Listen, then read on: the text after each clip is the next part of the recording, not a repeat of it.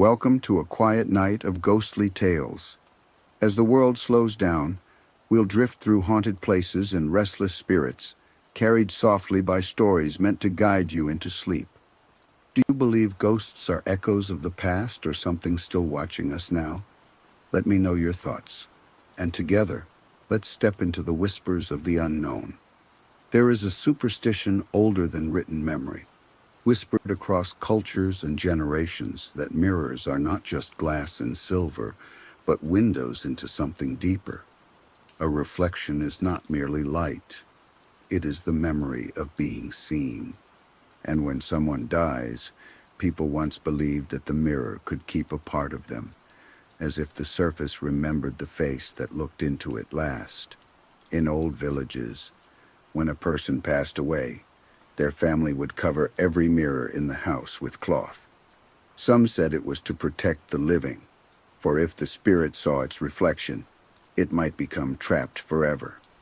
Others believed it was out of respect, because the soul was still wandering nearby. And to catch its reflection was to confuse it, to make it think it had not yet gone. Even now, in certain remote towns and fading traditions, you'll find this quiet ritual repeated. Curtains drawn, clocks stopped, mirrors veiled in black fabric. The old belief lingers like dust on glass. They say a mirror uncovered in the hours after death becomes heavy, as if something unseen presses from the other side. Some claim that if you look into it too soon, you might see more than your own face, the faint outline of someone standing just behind you. The idea that a mirror remembers is a poetic one, but it also carries a dreadful logic.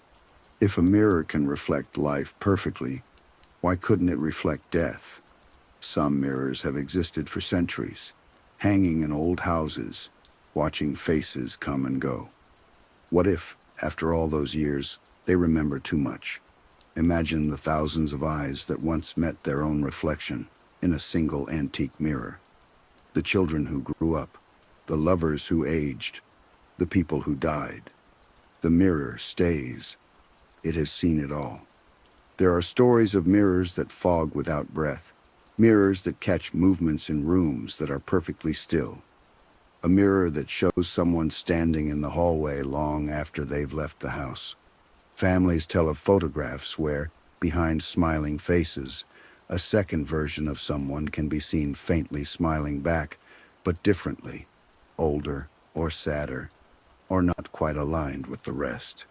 In a small town in Wales, there is a mirror that the locals still refuse to clean. They say the last person who wiped its surface fell ill that very night and never woke again. Since then, the mirror has been left untouched, its silver darkened with age. Yet sometimes, when the morning light hits it just right, the faint impression of a woman's face can be seen within the tarnish. The family who owns the house believes it's the spirit of the first woman who ever saw herself in it, hundreds of years ago, and that she never truly left. The superstition is older than science, older than reason itself. In some ancient cultures, people believed the soul could escape through the eyes and become trapped in any reflective surface. That's why still water, polished metal, and later mirrors were all treated with the same quiet fear. Even now, if you've ever stared at your reflection long enough, you might have felt it, that strange unease, the sense that something within the glass is looking back at you, not as you are, but as it remembers you to be. And perhaps that's what memory means to a mirror. It does not forget. Every glance, every flicker of movement, every grief-filled moment reflected into it might linger there, like an echo of light waiting to be seen again. Some paranormal researchers have even suggested that mirrors might act as residual recorders, storing the electromagnetic imprints of events around them. They claim that when conditions are right, when emotion is strong, when time feels thin, the mirror might play those moments back, as if the past refuses to fade completely. There are stories of mirrors that whisper when the house is quiet, that ripple as if touched by unseen hands. Some owners have smashed them in fear, only to find that the fragments still catch glimpses of things not there, and in every shard, a different expression of their own face. It's as if the mirror doesn't need to be whole to remember. It only needs to be seen. But not all memories within the glass are cruel. Some believe mirrors can hold traces of love, that when someone looks into it with tenderness, that emotion lingers like warmth after a touch. It might explain why certain mirrors in old homes seem to glow softly at dusk, or why a faint smile appears where none was made. Perhaps the mirror is not haunted in the way we think, but simply unwilling to let go of the people who once stood before it. In forgotten attics and antique shops, these mirrors still wait, wrapped in blankets or covered in dust. Their owners long gone, their reflections silent. Yet sometimes a curious visitor lifts the cloth, and in that stillness, the air feels suddenly heavier, the light a little colder, as though something behind the glass has just remembered you. And if mirrors truly hold memories, if they keep what they've seen, then perhaps we are surrounded by quiet witnesses, watching through the surface of our world. The next time you catch your reflection flicker, when you are certain you moved and it did not, remember this old secret. The mirror never forgets. In old letters and diaries written long before cameras were common, people described mirrors as having moods. Some days they were clear and bright, alive with sunlight and laughter. Other days they appeared dull and heavy, as if refusing to show the world truthfully. There are passages where widows wrote of mirrors turning darker after death had passed through the house, of reflections growing faint, like fogged glass that would not clear. They said the mirror was mourning, grieving the loss of a face it would never see again. In an abandoned manor in the Scottish Highlands, one such mirror still hangs on a cracked wall. Locals call it the mourning glass. According to the caretaker, no matter how bright the room is, the mirror shows only twilight. Faces appear pale, eyes dim, as if the reflection comes from another hour of the day. Visitors who linger too long claim to hear a faint hum coming from within it, not a sound made by the house, but by the air inside the glass itself. When someone stands too close, that hum shifts to a whisper, faint and rhythmic, like a heartbeat echoing far away. A paranormal historian once brought instruments to measure it. He noted changes in temperature near the surface, subtle distortions like breath marks forming in reverse. But his notes end abruptly. The final page describes how, while packing his tools, he caught sight of his reflection smiling back at him, though his face had not moved.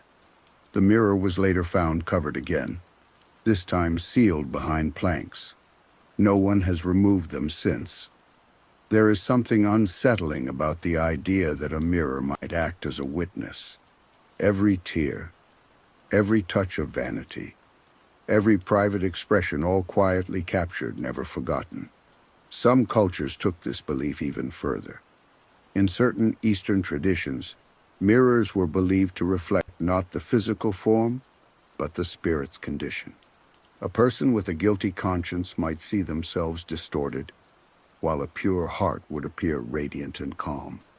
In haunted households, priests sometimes performed mirror rites, chanting prayers while turning the glass to the wall, forcing the reflection to sleep, so that the trapped spirit inside could rest.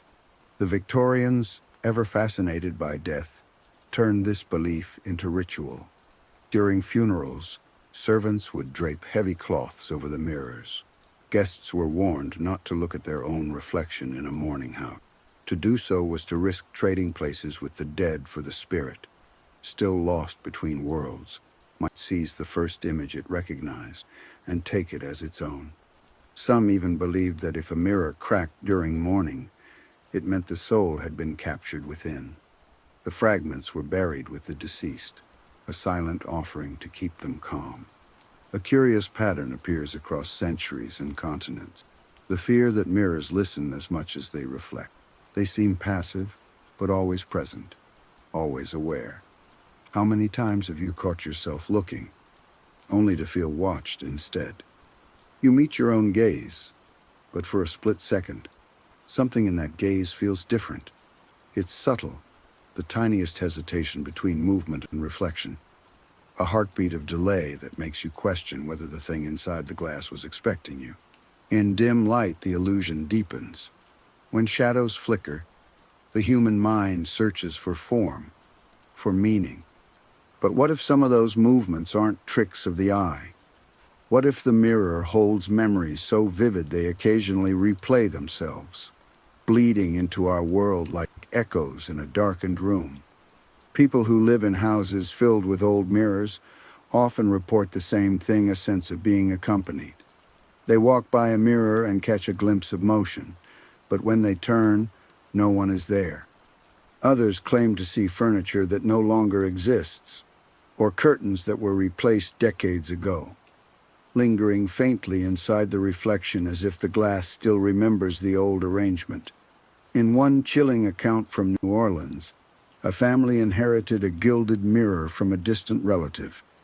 They placed it in their hallway, unaware of its history. For weeks, they noticed nothing. Then, one morning, their young daughter asked why there was a woman in the mirror who doesn't come out. She described her as wearing a white dress, standing perfectly still behind whoever looked into the glass. When the parents finally investigated, they saw nothing unusual until the mother leaned closer. The reflection of her daughter's face appeared behind her own, though the girl was standing in the next room. That night, the mirror was moved to the attic, where it remains covered beneath a heavy cloth. Neighbors say that when storms roll through and lightning flashes near the roof, the attic window glows faintly gold for a moment, as if the mirror beneath the cloth is catching light it should not be able to see. The legends all point toward one strange belief that mirrors are never truly blank. They may appear to forget, but they are like deep pools, holding every image beneath their surface. When stirred, something old rises again. Some people claim this is how hauntings begin, not from ghosts wandering freely, but from reflections that have remembered too well. In the quiet hours, when the world sleeps and the lights grow dim, that memory might wake. A flicker of something familiar, a shape just out of place, a whisper against the glass that feels like it's calling a name you once knew. There's a story often told among antique dealers, one that no one admits to believing, yet everyone repeats in hushed tones. They say that when a mirror has been in one place too long, when it has seen too many faces and too much grief, it begins to develop what they call a memory stain. You can't see it in daylight, but under candlelight or moonlight, a faint outline forms the suggestion of someone's face, not etched into the glass, but swimming beneath it, as though trapped in liquid silver. The older the mirror, the stronger the stain becomes. One dealer from Prague, a man known for collecting objects from old estates, wrote in his journal about such a mirror. It had belonged to a noble family whose lineage ended in tragedy, a fire that consumed the entire household.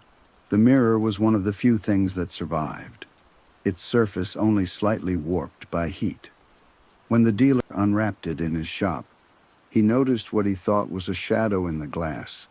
But when he leaned closer, the shadow leaned too, not matching his movement, but lagging just behind, like a delayed reflection from another time. He sold the mirror within a week, refusing to keep it overnight. Months later, the buyer returned, pale and trembling. He said that each morning, the mirror showed faint scorch marks that vanished by noon. He began hearing soft, crackling sounds at night, like wood burning somewhere deep inside the glass. The final time he spoke of it, he mentioned seeing the shape of a woman holding a child within the reflection, both outlined in orange light. The next day, he moved out of his apartment, leaving the mirror behind. It was never seen again. Stories like this exist in every country. In Japan, there are tales of Utsushimi reflections that have a life of their own. These spirits are said to live in mirrors, mimicking the world with perfect precision until something slips. If the person in the reflection looks too long, the spirit begins to notice. It watches with growing hunger, waiting for the right moment to step forward. The belief is so old that some families still perform purification rituals when a new mirror enters their home, whispering small blessings to ensure what looks back is truly their own image. Psychologists might call it projection or pareidolia, our minds searching for meaning in familiar shapes. Yet even science struggles to explain why mirrors unsettle us more than any other surface. A window can show darkness, but a mirror shows us within it. The reflection is always personal, intimate, and uncomfortably close. Perhaps it's because deep down, we sense that the image we see isn't entirely ours.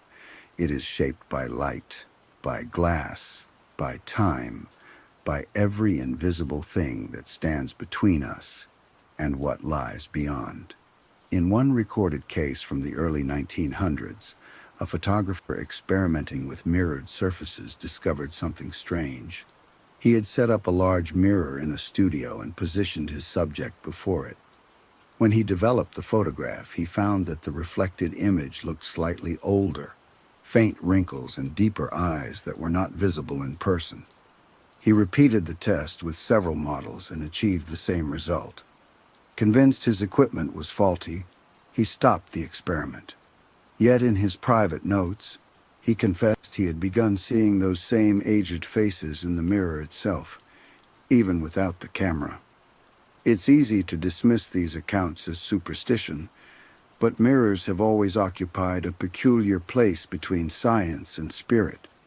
They rely on light, the same force that reveals the world, yet they distort it. Every reflection is technically reversed, a copy that cannot exist without absence. To look into a mirror is to witness a version of yourself that is real and unreal at once. For some, that contradiction is enough to invite fear. For others, it opens a doorway to something unknown. In many haunted locations, investigators often note that mirrors seem to amplify strange activity. Footsteps grow louder, whispers more distinct. Cold spots linger near the surface. It's as though the mirror serves as an anchor, focusing energy that would otherwise disperse.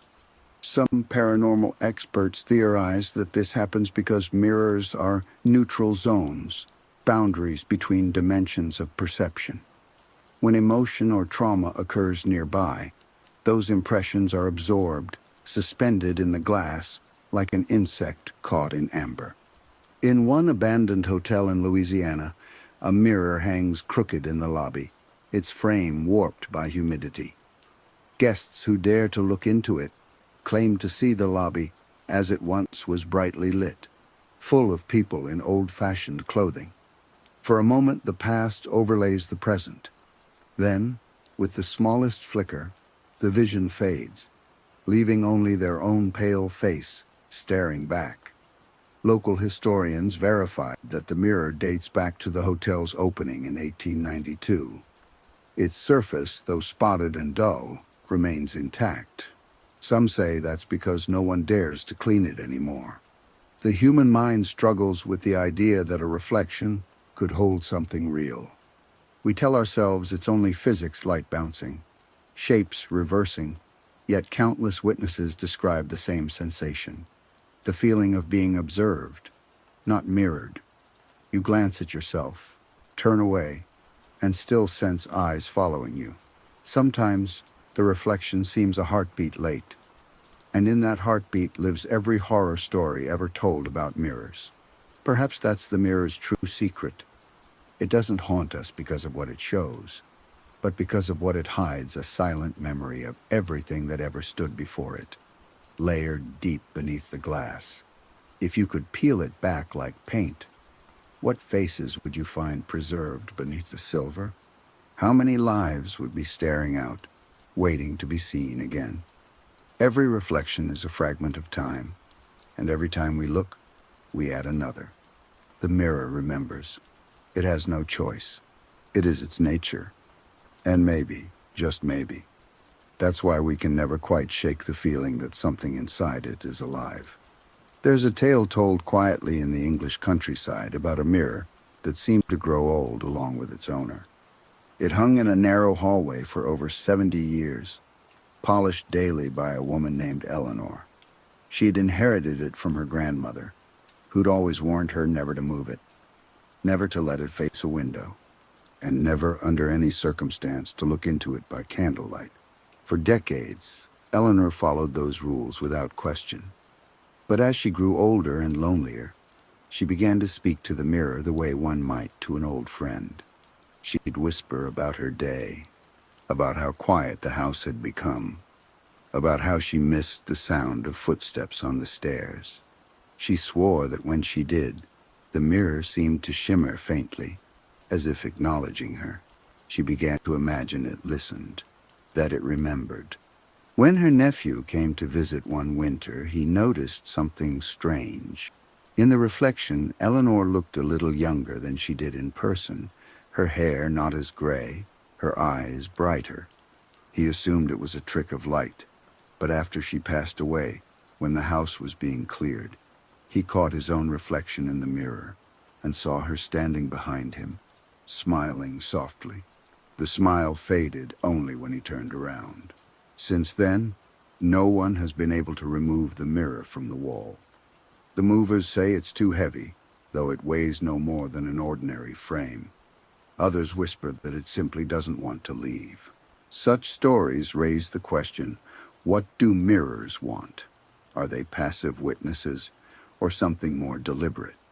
In folklore, mirrors were often given emotions: jealousy, longing, sorrow. Some witches believed a mirror could hunger for the faces it once reflected, especially those who gazed into it with strong feeling. That emotion, they said, was like food. The mirror absorbed it, keeping a part of that person forever. Love, grief, vanity, fear, all were nourishment for the glass. And when it had taken enough, it began to change. In an old Russian legend, a family heirloom mirror was said to breathe once every 100 years. When that moment came, the glass would ripple like water, and within it, faces long forgotten would rise and press against the surface as if seeking release. To break the mirror was to free them, but those who did were cursed to see their own reflection vanish forever. The last recorded owner was found dead beside the shattered glass, eyes open, but her face completely absent in photographs taken afterward. Perhaps the reason mirrors feel so uncanny is that they remind us of our own impermanence. Every time we look, the reflection is already a moment behind a fragment of the past that can never catch up. It's as if the mirror is gently reminding us that time itself has a reflection too, and that one day it will outlive us. In that way, maybe the mirror is not haunted by ghosts, but by time itself, always remembering what we've forgotten. Modern experiments with sensory deprivation have shown that staring into a mirror in dim light for too long can cause hallucinations. Faces blur, features shift, sometimes turning into someone else's entirely. Scientists say it's the brain trying to stabilize an image in low light. But the phenomenon feels older than science, like proof that the surface of the mirror is thin, and what lies beyond it waits for moments of weakness to appear. Some who've tried it claim they felt something looking back, a presence aware of being seen, as though the reflection had been waiting for acknowledgement. It's said that when a mirror is taken from a haunted place, the spirit often follows. The glass becomes its anchor, its window into the living world. Museums and collectors sometimes note unexplained fingerprints appearing on the inside of the glass, or cold patches that won't fade. One curator in Vienna wrote that his reflection occasionally blinked a fraction of a second too late, so slightly that he thought he imagined it. until one day it didn't blink at all. He now keeps the mirror covered when alone, just in case the delay decides to end entirely. Every culture seems to agree on one thing. Mirrors remember more than we should ever want them to. They remember light and movement and every gaze they've caught. And perhaps that's why they're so deeply tied to death. When someone dies, we cover them, not just to protect the soul, but to protect the living from being remembered by something that never forgets. A covered mirror becomes silent again, sleeping. An uncovered one keeps watching, storing, waiting. When the night is quiet and you walk past a darkened mirror, resist the urge to glance. You might think you'll see nothing, just your tired reflection. But sometimes, if the room is still and the air carries a memory, the mirror will show you something else, a figure behind you that shouldn't be there, or a light that flickers from within. And if that ever happens, don't stare. Because once it knows you've seen it, once the reflection realizes you've recognized what it remembers, it might not let you go so easily. They say every mirror has its own silence, a kind of listening. And if you've ever felt the air grow colder when you pass by one, maybe that silence wasn't empty after all. Maybe it was a whisper, faint and patient, waiting for you to notice. The mirror remembers every face, every sorrow, every word spoken before it. And one day, long after we've gone, when someone else stands before the same glass, they might see a flicker of us, a trace left behind, still looking back. After the mirror has remembered long enough, sometimes it chooses to show what it holds to someone who is ready to see. There is a story of a widow named Margaret, who lived in a small town in the English countryside. She had married young, and her husband, Thomas, was a quiet man who loved her with a steady, unwavering devotion. They had shared decades of simple happiness, raising children and tending to their garden, and their home was filled with laughter and warmth. When Thomas died suddenly from an illness, Margaret's world shifted entirely. The house, once alive with conversation and the creak of wooden floors, became oppressive and silent. She found herself wandering through rooms, touching the furniture he had polished, smelling the faint scent of his coat that still hung in the hall, as if hoping for a trace of him to linger in the air.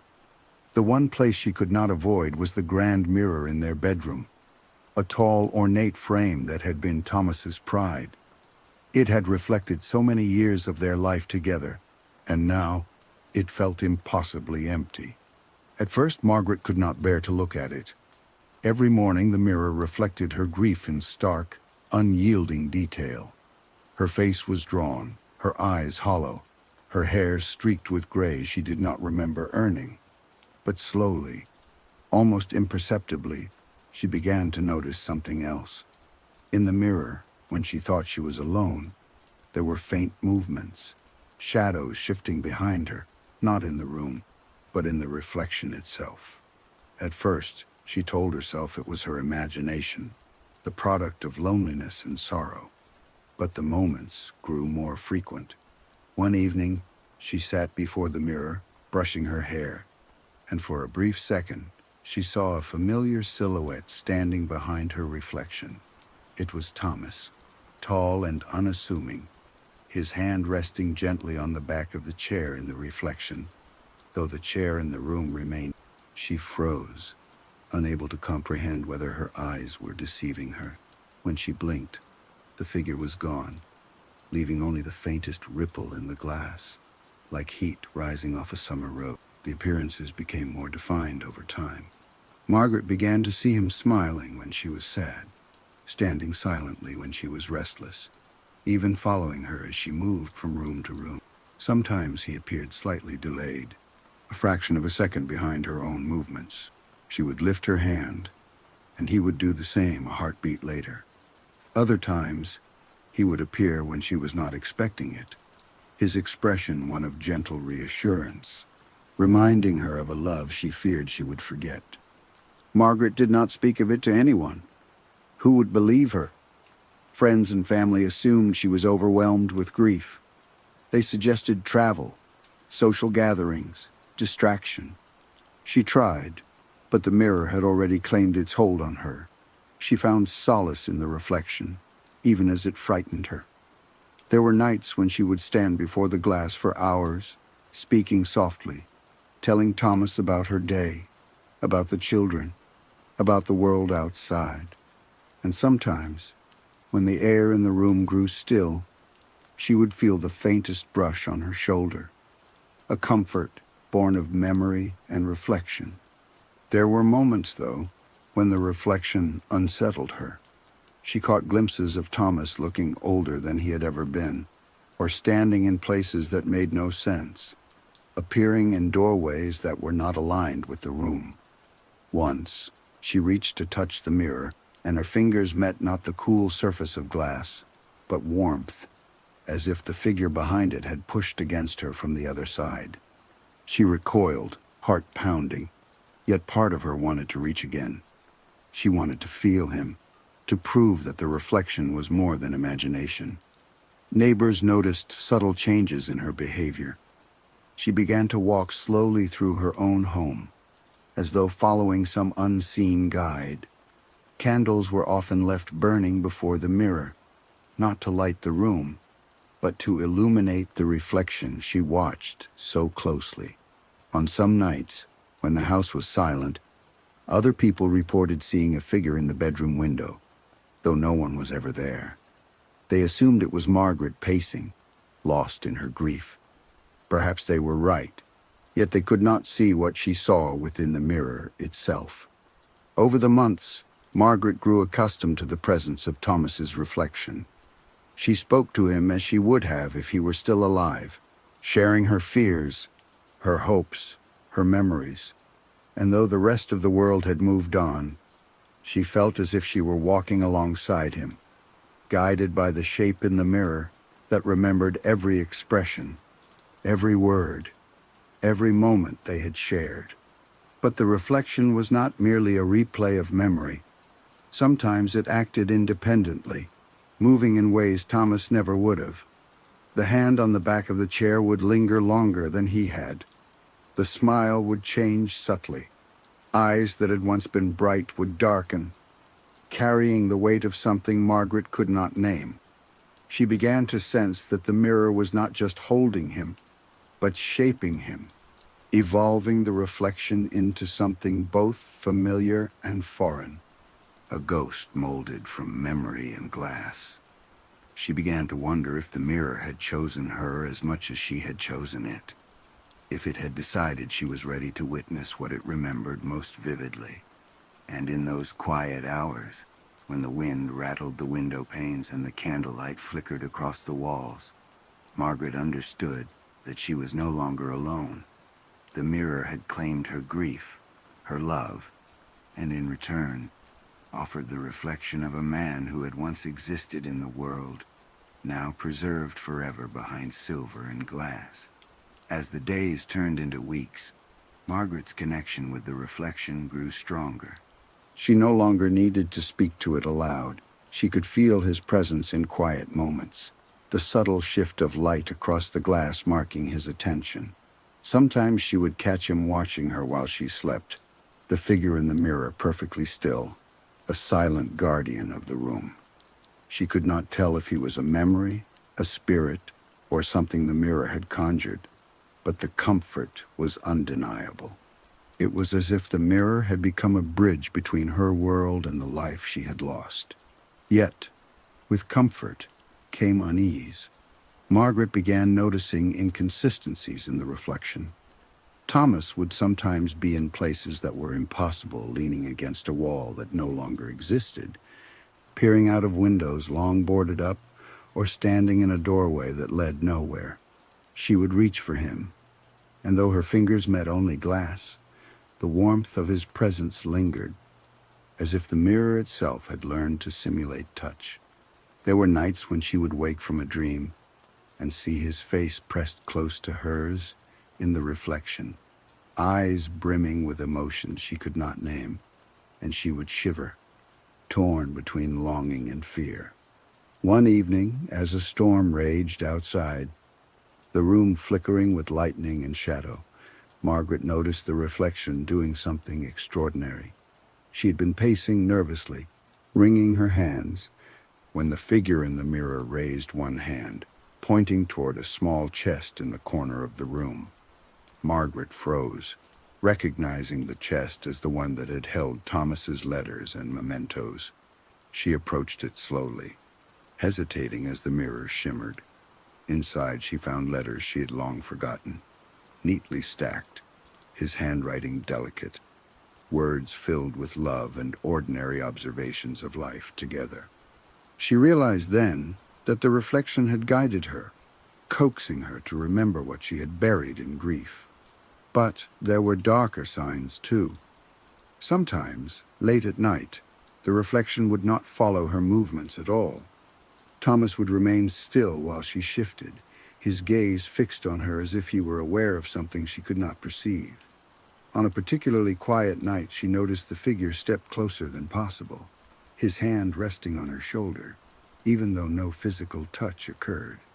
Margaret felt a chill run through her body, the air heavy as if the room itself had grown colder, and she understood that the mirror was not just showing the memory of her husband, it was asserting its own presence, bending reality to the shape of what it had remembered. Margaret's children began to notice the changes as well. They would peek into her bedroom and see her talking to the mirror, her lips moving as though in conversation, though her words were soft and indistinct. Occasionally, they claimed to see the shape of a man behind the glass, a figure that did not appear when they turned around. The children were frightened, but Margaret only smiled and told them he was there to keep her company, to help her bear the weight of loneliness. She did not tell them how often she felt the figure watching her, with a gaze heavier than love, a presence that seemed aware of more than just her grief. Margaret's neighbors whispered about the strange occurrences in her house. Candles left burning in the bedroom window flickered as if disturbed by unseen hands. Soft laughter, too quiet to locate, drifted through the halls late at night. The sound of footsteps echoed above her head, though the upper floors were empty. Some claimed they glimpsed a figure in the window during storms, moving as if walking beside someone invisible. But Margaret did not fear these things. She had learned to accept them as part of the reflection's existence. The mirror had become a silent companion, holding memories both comforting and unsettling, blending love and unease in ways she could not untangle. And yet, the mirror continued to evolve. Margaret realized one evening that Thomas's reflection had begun doing things he had never done in life, smiling when she spoke, tilting his head in ways that were unnaturally patient, sometimes glancing toward areas of the room that held no significance. The reflection seemed to be learning, adapting, a consciousness born of memory and glass. Margaret understood then that the mirror was no longer merely reflecting her husband. It had created its own version of him, a ghost shaped from both love and the haunting power of remembrance. With this realization came both awe and fear. She could not abandon the mirror, for it had become a keeper of all she cherished, yet she feared what it might want from her in return. Sometimes, in the quietest moments, when the house was still and the candlelight danced across the walls, she could feel the reflection's gaze on her, more intentional now, aware, patient, waiting for something she could not yet name. As months turned into years, Margaret's life became inseparable from the mirror. She no longer saw it as glass and silver, but as a living presence in the room, a keeper of memory, a companion, and sometimes a warning. Her own reflection grew pale and worn, but Thomas remained steady in the mirror, unchanged by the passing of time, always there, watching and waiting. The more she relied on him, the more the reflection seemed to take on a life of its own, moving independently of her expectations. One autumn evening, as the sun dipped low and the shadows stretched across the bedroom, Margaret noticed a subtle change. Thomas's reflection was looking not at her, but beyond her, his eyes fixed on something she could not see. She turned slowly, scanning the room, but it was empty. The air felt thick, electric with anticipation, as if the mirror had shifted its focus from her grief to something else entirely. Margaret's heart pounded. She realized that the reflection was no longer simply a memory of her husband, but an observer of the world around it, aware in ways she did not understand. Over time, Margaret discovered that the reflection could communicate in small, almost imperceptible ways. A tilt of the head, a pause in a gesture, a slight narrowing of the eyes, each movement carried meaning, conveying comfort or warning. She began to anticipate these signals, learning a silent language with a presence that existed only within the mirror. Some nights, when the house was completely still, she swore she could feel Thomas's reflection brush against, guiding her, warning her, urging her to act in ways she would not have otherwise. Her children, now grown, often visited and observed their mother speaking to the mirror. They could see her lips moving, her expressions changing, as if she were conversing with someone invisible to. Occasionally, they claimed to see fleeting shapes in the glass, a hand raised, a shadow behind the reflection, eyes that followed them for just a second longer than they should. Margaret would only smile and nod, knowing they could not yet perceive the depth of the mirror's presence, the history it carried, the life it had preserved and reshaped. The reflection's influence grew stronger in the darkest hours of the night. Margaret would wake in the middle of a storm to find Thomas standing behind her reflection, pointing toward objects she had misplaced or letters she had forgotten. The guidance was subtle but precise, leading her to discover memories she thought had been lost, reminders of life and love she feared she would forget. Yet with each gesture, the mirror demanded attention, compelling her to acknowledge its presence, to engage with the memory it had carefully preserved. There were times when Margaret feared the reflection. On particularly cold nights, she would catch him staring with a sharpness that seemed to pierce the room, a gaze heavier than grief, colder than memory. Once, she thought she saw him step closer than the glass should allow, reaching for her shoulder yet touching nothing. The sensation lingered, a chill that crawled along her spine, leaving her both terrified and comforted, aware that the mirror held not only her husband's memory, but something far more potent, the power to bridge the boundary between life and reflection. In the quiet corners of the house, objects seemed to respond to the reflection's presence. A chair would tilt slightly, a candle flicker without wind, a photograph shift, so that the faces appeared to smile faintly, echoing the expression of Thomas in the mirror. Margaret began to sense that the reflection was not only observing her, but influencing the room itself, bending light and shadow, creating a world within the glass that mirrored the one she had lost, yet operated under its own mysterious rules. She started to understand that the mirror remembered more than faces. It remembered emotions.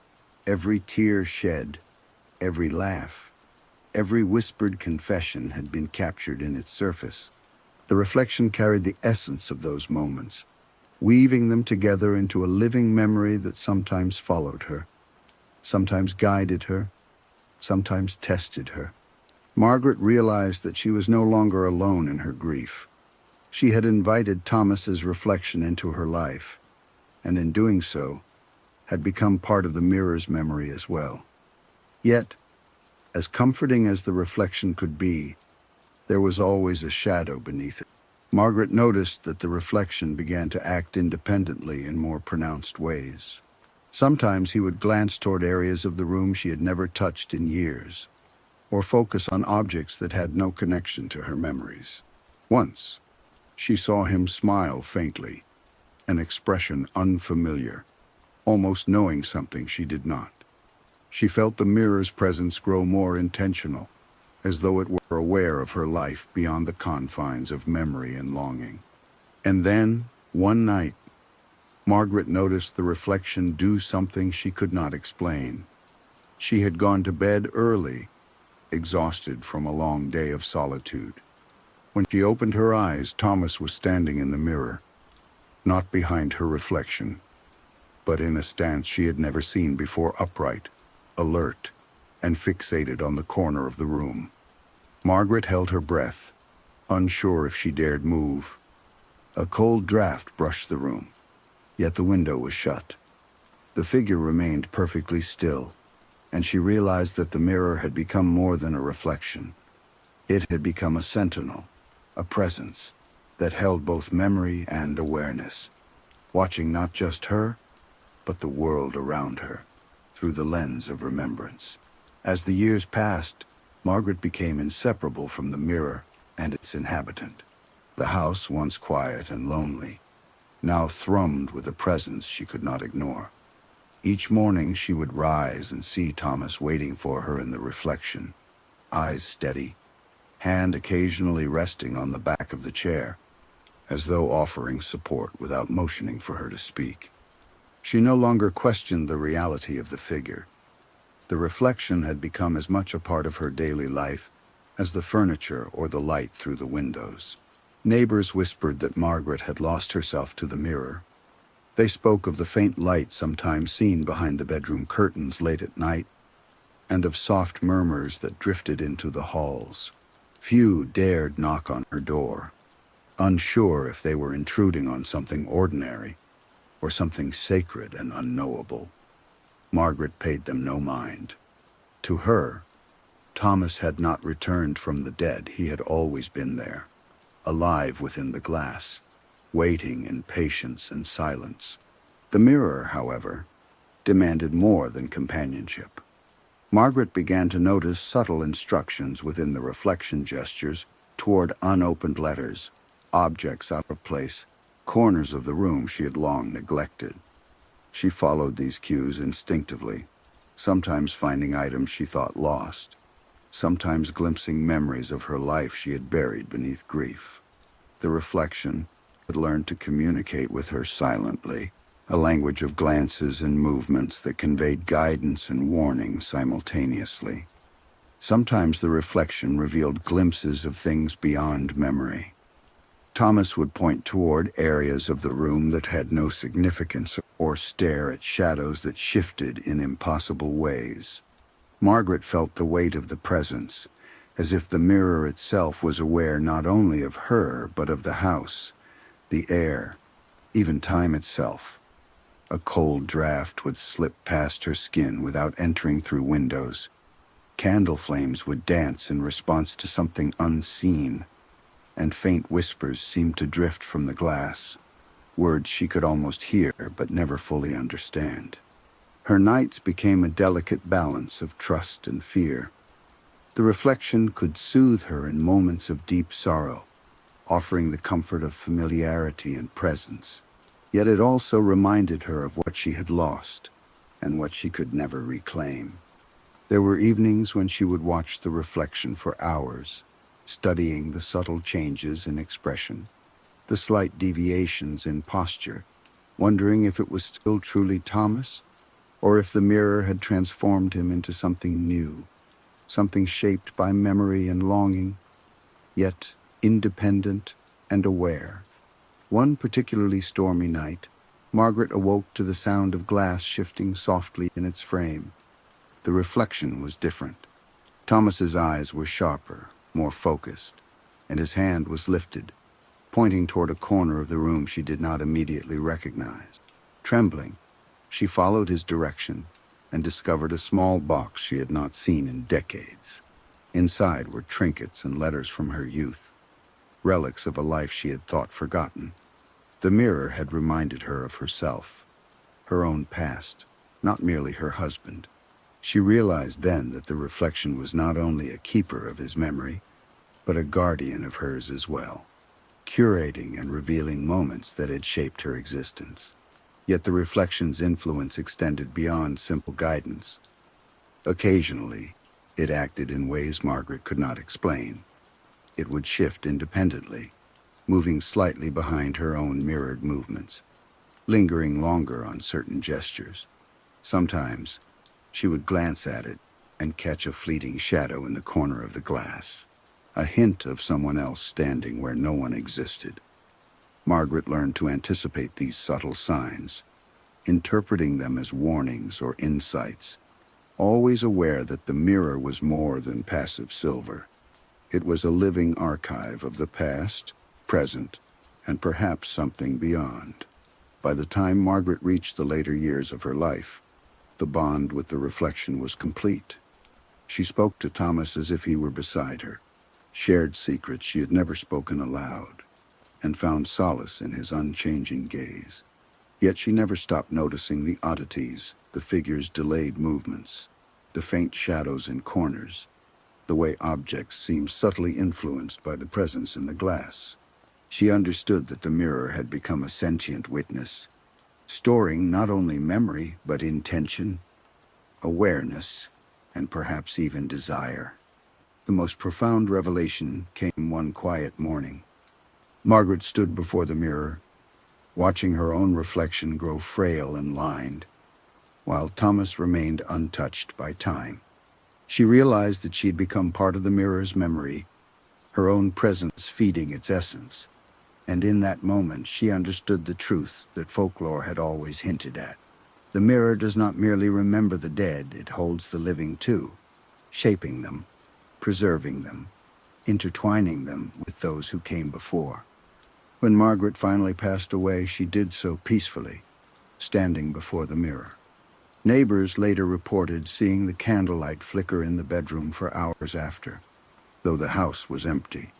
The mirror remained, pristine and unbroken, and some say that when the wind whistles through the empty halls, a faint figure can still be seen within the glass, smiling softly, watching, waiting, and remembering. The reflection had claimed her as it had Thomas, preserving both in an eternal embrace of memory and longing. The widow's reflection endured because the mirror remembers, and once it remembers, it does not forget. It watches patiently, silently, holding the echoes of lives entwined within its silvered surface. Some mirrors are content to remain in one place, holding the memories of those who once stood before them. Others, however, seem drawn to movement, to the lives of those who seek them out. There are stories of a man known only as the collector of reflections, a figure shrouded in both mystery and rumor. He was said to possess a collection of mirrors, each one holding fragments of lives long past, capturing echoes of people who had gazed too deeply or too often into their surfaces. The collector's origins are unclear. Some say he was a wealthy aristocrat who traveled the world in search of rare antiques, fascinated by the stories they carried. Others claim he was a sorcerer, a scholar of the unseen who discovered how to trap souls within glass. What is known is that he amassed hundreds of mirrors over decades, each one carefully cataloged, cleaned, and arranged in a sprawling estate on the outskirts of a foggy city. The house itself became a labyrinth of reflections, hallways lined with mirrors that seemed to multiply endlessly, rooms where the only light came from the glimmering surfaces. Visitors who entered the collector's home often described a peculiar sensation.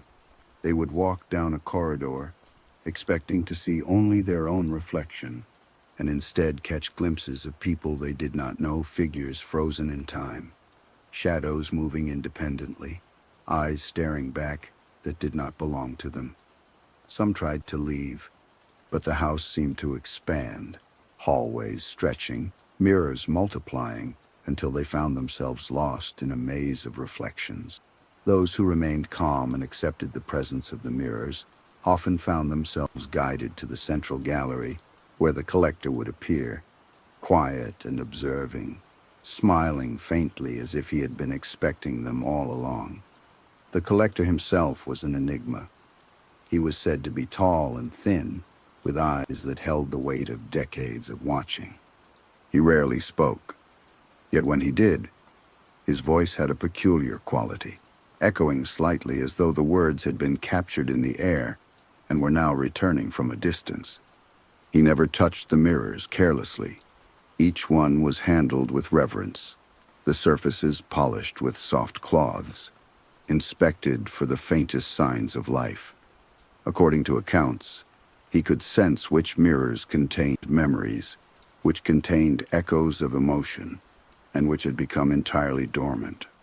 Among his collection were mirrors that had been in old churches, mirrors that had hung in houses long abandoned, mirrors that had witnessed tragedies and celebrations alike. Each carried a unique imprint, a story that had seeped into the glass. Some reflected sorrow, their surfaces heavy with grief. Others shimmered with joy, faint smiles appearing as though the glass itself could relive the happiness that had once been present. The collector treated them all as living entities, acknowledging their weight, listening to the silent histories trapped within. It is said that the collector did not simply collect mirrors for their beauty or antiquity. He was searching for something or someone that had been lost, a reflection that would reveal secrets hidden even from the dead. Some legends claim he believed mirrors could be used to understand the soul itself, that by observing the accumulation of memories, he could unlock truths about life, death, and the unseen world. Others suggest a darker purpose, that he sought to trap life itself, creating a gallery of preserved existences, people held eternally in silvered glass. Visitors who spent too long in the house reported strange phenomena. They would see fleeting movements behind mirrors, faces appearing in the periphery, only to vanish when looked at directly. The light in the room seemed alive, reflecting not just what was present, but what had been. Some claimed that if you stared long enough, the reflection would begin to change, no longer showing yourself but someone else, entirely a distant relative, a stranger from another time, a figure from a memory you had never known but somehow felt familiar. The collector encouraged observation, often guiding guests to stand before mirrors that had a strong memory imprint. He would remain in the background, watching quietly as the glass worked its subtle influence. Some visitors felt an overwhelming sense of déjà vu, as if they had lived multiple lives reflected within the surfaces. Others experienced vivid dreams afterward, images from mirrors replaying events they had never witnessed, yet which felt hauntingly real. It was in these moments that the true nature of the collector's obsession became clear. He was not merely fascinated by reflection or memory. He understood that mirrors were more than glass and silver. They were repositories of life itself. Each one held fragments of human existence, joy, sorrow, love, fear, and he believed that by collecting them, he could create a map of the human spirit. The central gallery of his house was the most extraordinary. Mirrors of every size and shape lined the walls, floor, and ceiling. Some were warped, some perfect, some cracked, some flawless. When a person stepped inside, it was said that the gallery seemed infinite, reflections multiplying reflections, creating layers of reality that were difficult to distinguish. Movement became disorienting, and it was easy to lose track of where one ended and the mirror began. Those who entered often reported hearing faint whispers, voices of the past carried within the silver, though no one else was present. The collector's own reflection was never the same twice. Visitors would catch glimpses of him, but the image seemed subtly altered each time, as though the mirrors were shaping him as much as he shaped them. His presence was part of the collection, a living thread interwoven with the countless lives and memories that surrounded him. And some say that if you looked into a mirror in the gallery long enough, you could see your own reflection merge with another, a shadow of someone from the past, trapped in the collector's endless watch. The mirrors themselves were patient, eternal witnesses. They remembered every face, every gesture, every emotion that had passed before them. And within the collector's house, That remembrance was magnified, concentrated, layered upon layer of lives captured in silver. Time had little meaning here, for the mirrors contained fragments of centuries, preserving not just images, but the essence of those who had gazed upon them. The more time a visitor spent in the collector's gallery, the more they became aware of something extraordinary. The mirrors seemed to communicate with one another, sharing images, echoing gestures, even responding to the observer. A visitor might see themselves reflected normally in one mirror, only to glance at another and find the same reflection performing a different action, smiling when they were frowning, reaching for something that wasn't there. The mirrors acted like living entities, replaying fragments of memory not just of the original observer, but of countless others who had ever stood before them. Some of the mirrors were particularly unsettling. One, tall and framed in carved ebony, reportedly held the image of a young woman who had been lost at sea centuries before. Those who gazed too long said they could hear her whispering, her voice carried faintly through the glass, always repeating a single phrase they could never fully grasp.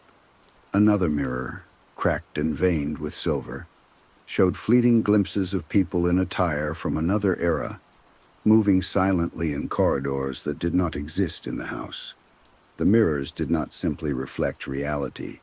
They reflected possibility, memory, and the echoes of life itself. The collector himself seemed to have a unique connection with these mirrors.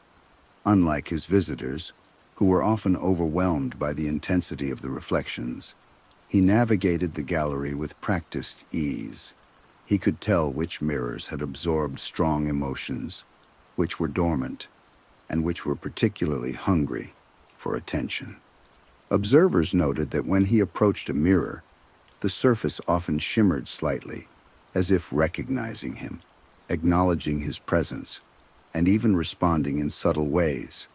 Some suggested that he had learned to communicate with the mirrors directly, shaping the memories they displayed, guiding the echoes within toward specific patterns. The house was filled with strange routines. Each morning, the collector would walk from room to room, brushing the surfaces, inspecting the frames, polishing the silver. He moved silently, methodically, but those who followed him reported feeling watched even when he was nowhere near. Some visitors claimed that the mirrors had learned to mimic the collector's movements, reflecting him with a faint delay, creating the sense that there were more of him than one man could be. The gallery itself became an immersive experience, a world where time and space were distorted, and the boundaries between living and remembered, past and present, were blurred. Among his collection, the most coveted mirrors were said to be those that held traces of strong emotion: grief, love, anger, joy. One mirror captured the final moments of a child lost too soon, the expression frozen in silvered detail. Another preserved the gaze of a lover at the moment of farewell. To the collector, these mirrors were not mere curiosities. They were treasures, fragments of human life concentrated into glass, holding the essence of moments that would otherwise be lost to time. He treated them with reverence, aware that each surface contained more than just reflection. It contained the potential for presence. Visitors often felt compelled to linger before certain mirrors longer than others, drawn inexplicably to faces they did not recognize, yet felt intimately familiar. Some reported hearing whispers, fragments of conversation, laughter, crying, or the faint cadence of footsteps. Others claimed to see shadows moving within the reflection, shadows that did not exist in the room itself. The experience was mesmerizing, terrifying, and addictive. Many left the gallery changed, their understanding of reality subtly altered by the layers of memory captured within the mirrors. It was rumored that the collector had a method for capturing these reflections intentionally. He would select mirrors carefully, placing them in locations where life had been intense, emotions high, moments of significance occurring. Over time, the mirrors would absorb these experiences, embedding fragments of existence within the glass. Those who gazed too long could sense it a weight, a presence that reached out, seeking recognition. Some claimed that standing before these mirrors, one could feel the essence of multiple lives pressing in, a chorus of echoes that whispered of history, longing, and memory. And yet, the collector's purpose remained elusive. Was he preserving humanity, honoring it, or manipulating it? Was his collection a cathedral to memory, or a prison for souls trapped in silvered surfaces? Those who dared to question him were met with a calm, measured silence, a faint smile that suggested he understood far more than he revealed. To enter his gallery was to step into a realm where mirrors were more than mirrors, where reflections remembered, and where every observer became part of the collection in ways subtle and profound. There were whispers that the collector did not only preserve memories of the living. Some of his mirrors contained the echoes of the dead, trapped inadvertently or intentionally.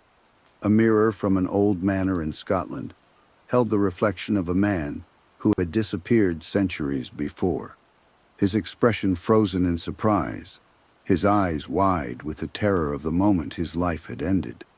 Visitors claimed that when they stood too close, they felt a cold brush of air, a whisper at the edge of hearing, and sometimes even a heartbeat that did not belong to their own. The mirrors seemed to blur the line between memory and presence, between life and death, a phenomenon the collector observed with a mixture of reverence and meticulous care. It is said that he understood the subtle distinctions between mirrors. Some would replay events repeatedly, like a film stuck on a single frame, showing the same gesture or expression endlessly. Others were more fluid, dynamic, shifting with each glance, revealing new details or emotions, depending on the observer's state of mind. The collector treated each mirror according to its character, noting which were restless and which were content, and adapting his handling to the temperament of the glass. He was patient, deliberate, and deeply respectful of the unseen forces that dwelled within. Guests who spent extended periods in his house began to notice a peculiar change in themselves. Their reflections sometimes diverged from reality, showing faint differences, a slight smile when they were neutral, a flicker of emotion that did not exist on their face. In some cases, their reflection would mimic an action they had not yet performed, a delayed echo of thought and movement that was simultaneously familiar and alien. It was as if the mirrors were not only storing memories, but actively interacting with observers, drawing fragments of their present selves into the collection of the past. One guest, a historian visiting to document the collector's collection, became so absorbed that she nearly lost herself entirely. She spent days wandering the gallery, cataloging mirrors, observing movements within the glass, listening for whispers.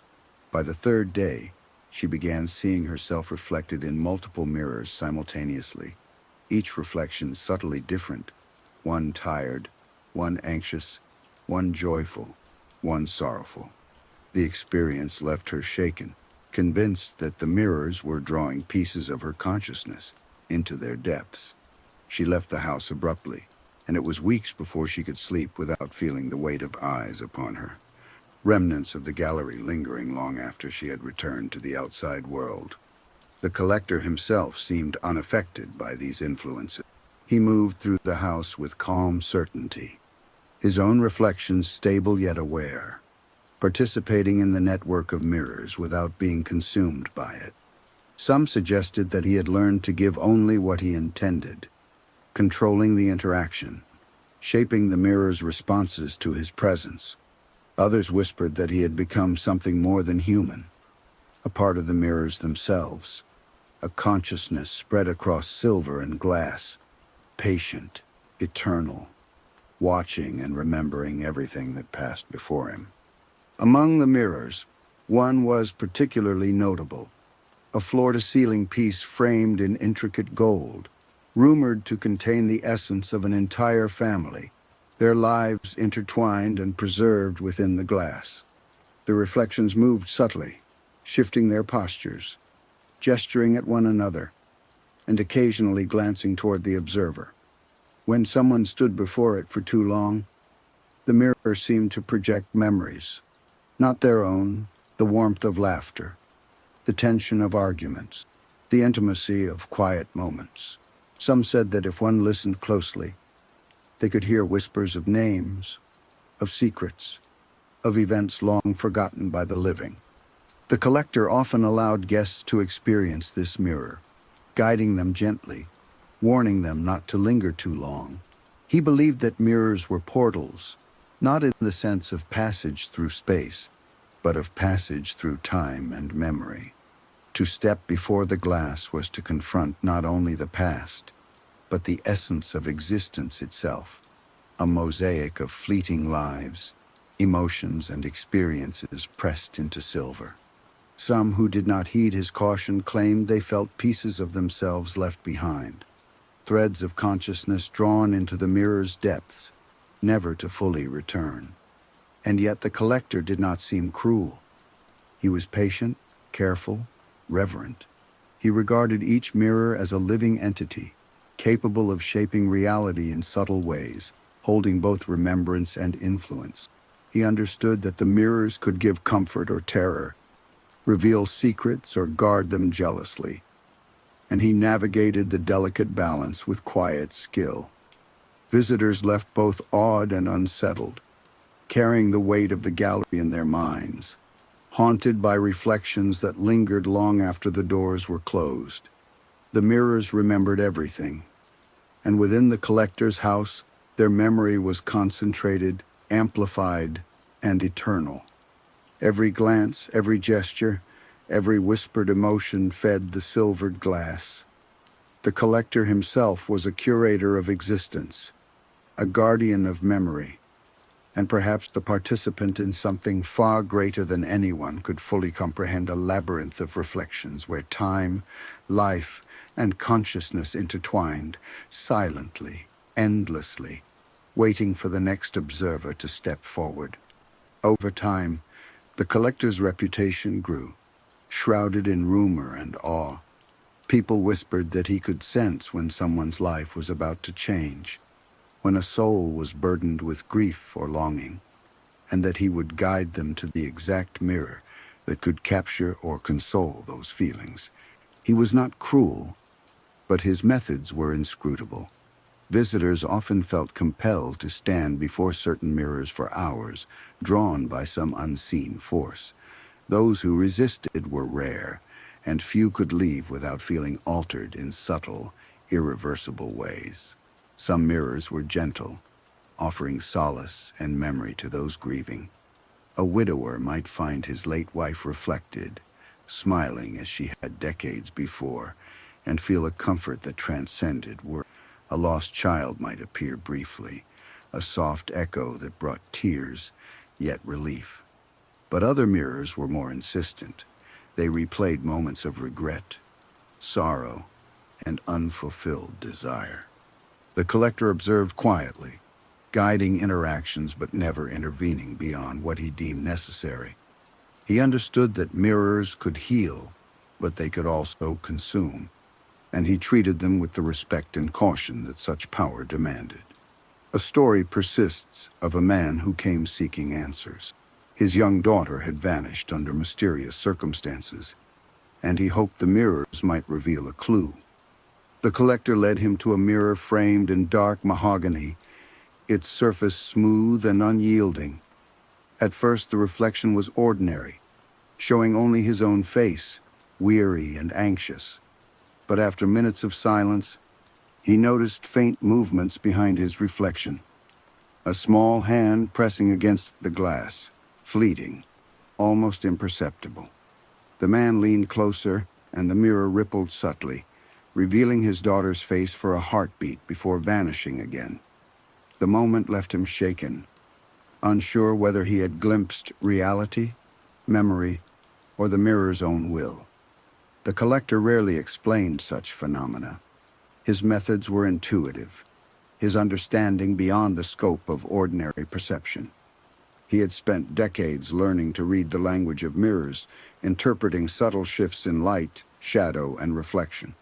Some claimed that he could communicate directly with the glass, that the mirrors themselves obeyed him in ways invisible to others.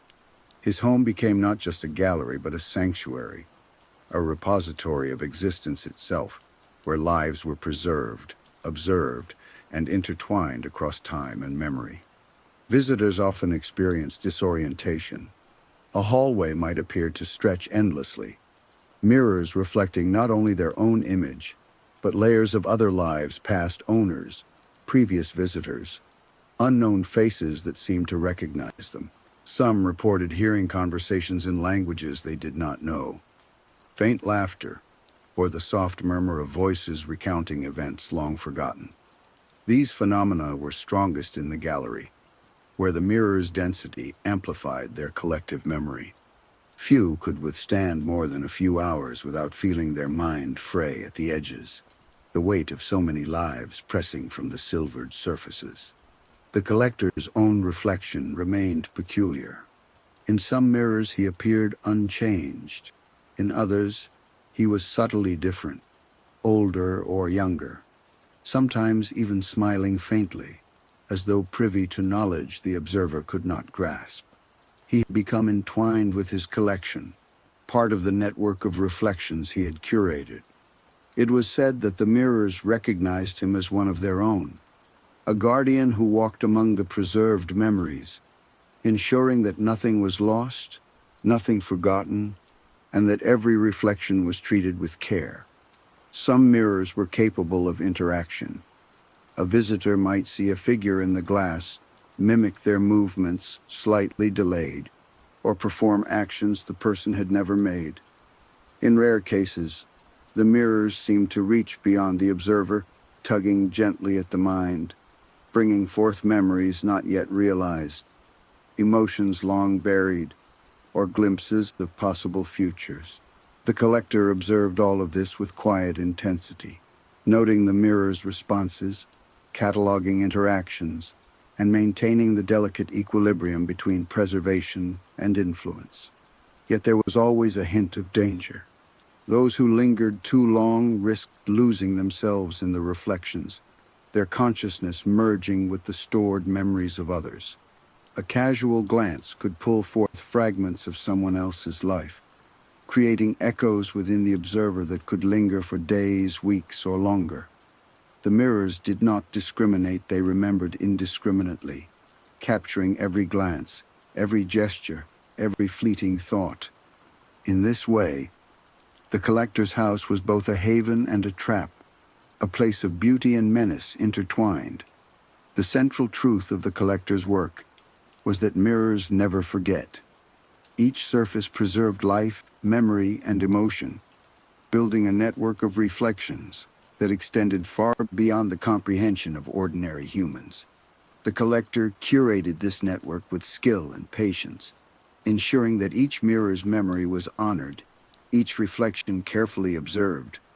Visitors left changed, haunted, enlightened, or comforted, carrying pieces of the mirrors within themselves.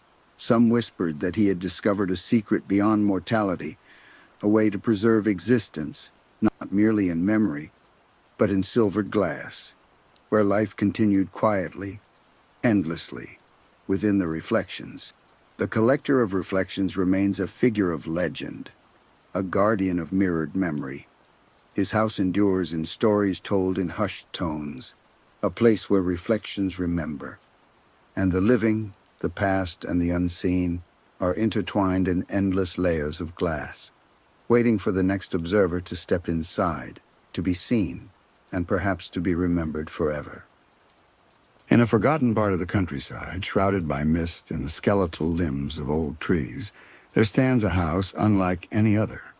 Its architecture is strange, a patchwork of eras and styles, as if every owner had rebuilt it according to their own desires, without regard for consistency.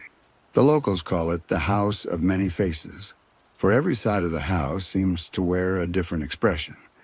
Windows tilt at impossible angles, doors open into spaces that should not exist, and the walls sometimes seem to shift subtly when no one is watching. Visitors who have dared to enter speak of an unsettling sensation the moment they step inside. The air is heavy and alive, carrying the faint hum of whispers that seem to come from nowhere yet everywhere at once. Mirrors are everywhere, on walls, ceilings, floors, and even furniture. Some are conventional, framed in ornate gold or carved wood. Others are peculiar, warped, or cracked, reflecting images that do not quite match reality.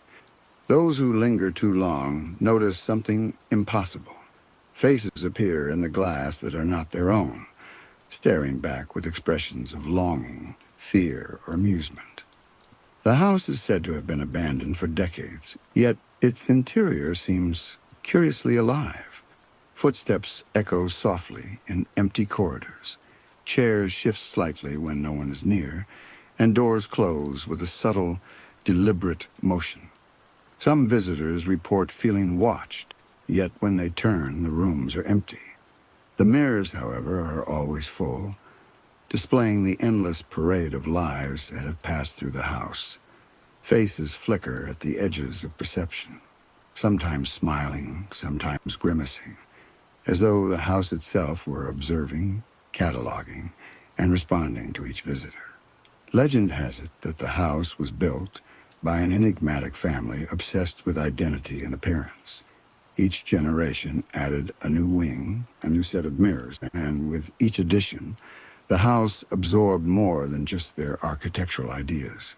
It absorbed their essence, their memories, and perhaps even fragments of their souls. Over time, the mirrors became the house's eyes and ears, its memory and its conscience. Some say that the house of many faces can recognize each person who enters, remembering them if they return, altering its reflection to show them what they most need or fear to see. Visitors often experience a disorienting sense of déjà vu upon entering. Rooms appear familiar yet unfamiliar, hallways twist back upon themselves, and mirrors reflect images that shift subtly when observed from different angles. Some report seeing multiple versions of themselves, each slightly different, moving independently in reflections that seem to stretch reality. The house seems to be alive, a labyrinth that rearranges itself according to its own unknowable rules, and the mirrors act as windows into both memory and possibility. One visitor, a young artist, entered the house seeking inspiration. She spent hours wandering from room to room, sketchbook in hand, captivated by the faces in the mirrors. At first, she tried to draw her own reflection, but soon realized that the mirrors refused to show her consistently. Instead, her sketches captured fragments of strangers' faces, faces that had never been in the house yet somehow were imprinted upon the glass. By the time she left, her sketchbook was filled with images that felt alive, as if the mirrors had shared pieces of themselves, their memories, and the echoes of past visitors. The house is not merely a collection of mirrors. It possesses a presence that seems to test those who enter. Some visitors find rooms that do not exist when they return, objects that move subtly, and mirrors that display events from their past with uncanny accuracy. One child reportedly saw a mirror filled with the faces of ancestors she had never known, each one staring intently as if trying to communicate something important.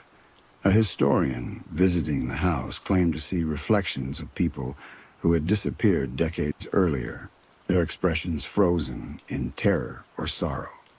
Each visitor leaves with the unmistakable feeling that the house has observed them, cataloged them, and altered them in ways invisible yet profound. The house of many faces does not operate on human logic. Visitors often lose track of time, finding that minutes may stretch into hours or hours collapse into moments. The mirrors are central to this disorientation.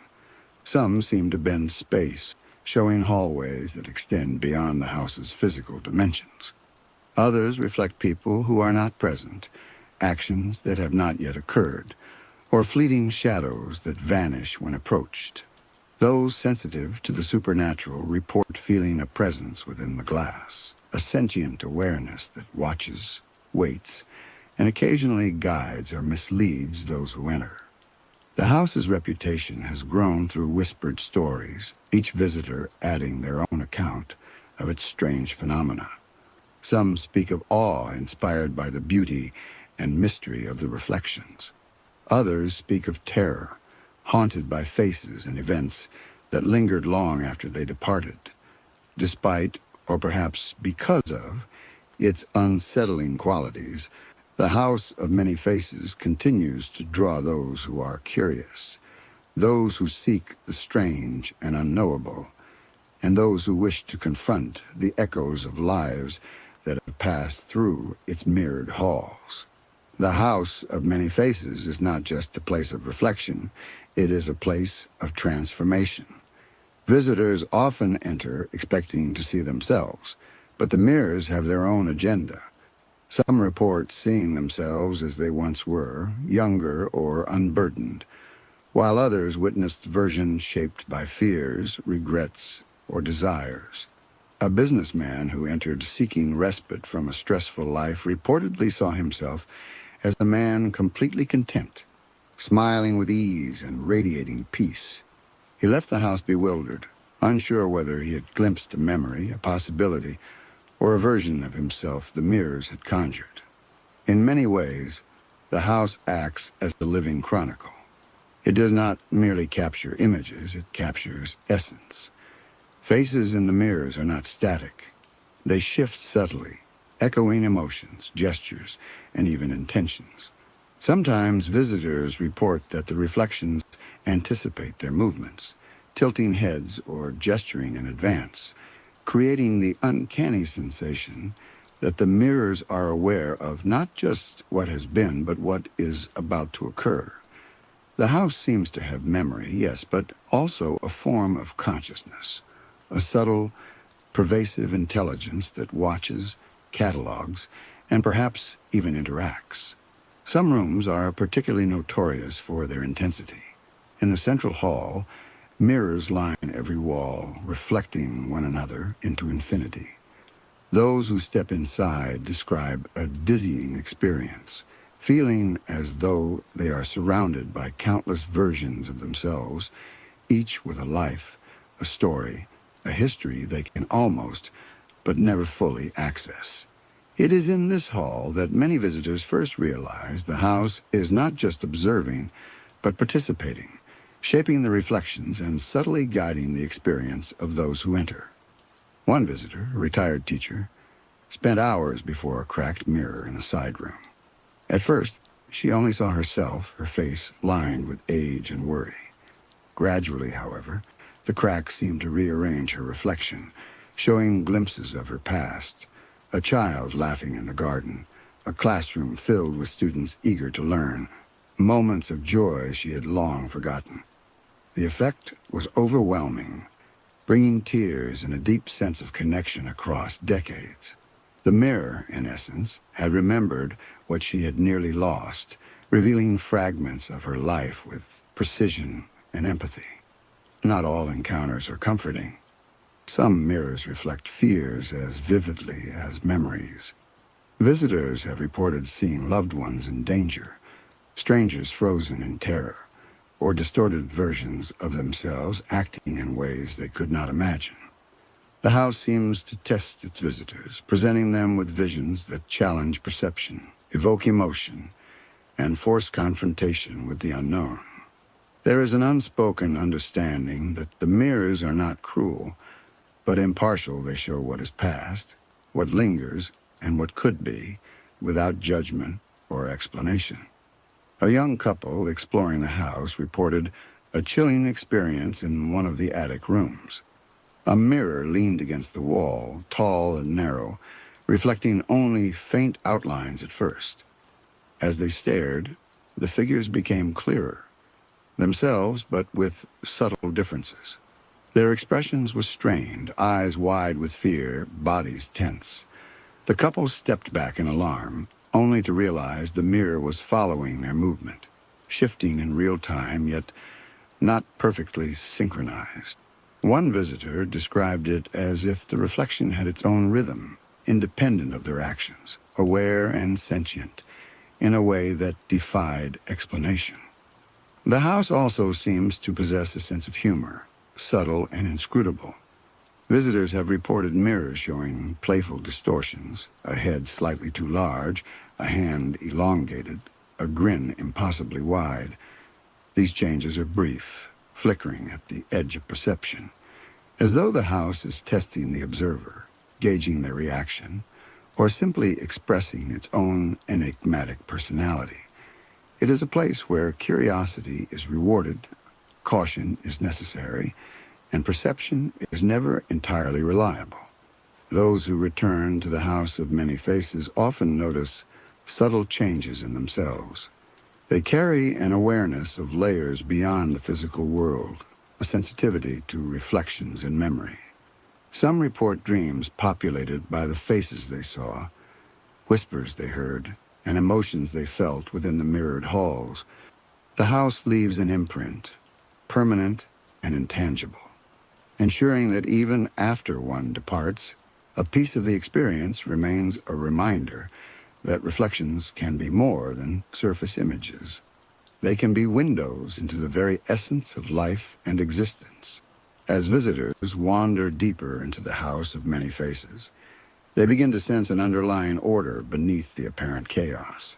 Each mirror, each corridor, and each room seems positioned with intention, as if the house itself were a living organism, orchestrating experiences according to a pattern only it understands.